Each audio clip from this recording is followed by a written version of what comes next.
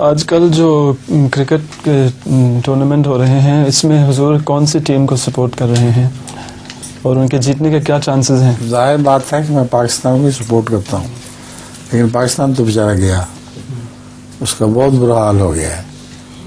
अब मैं south Africa भी है, उसको भी सपोर्ट कर रहा हूँ। अब तो जो भी है उसको सपोर्ट करता हूँ। अच्छा, एक और लतीफ़ा जो है वो आपको तर्जुमा उसका आसान हो।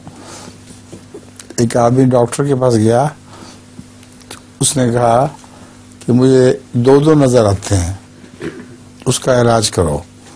उसने कहा बेड तशरीफ रखिए कुर्सी पर, तो फिर बात सुनते हैं। तो कहा दोनों में से किस कुर्सी पर? एक ही कुर्सी थी, उसकी कुर्सी अभी दो नज़र आ रही थी।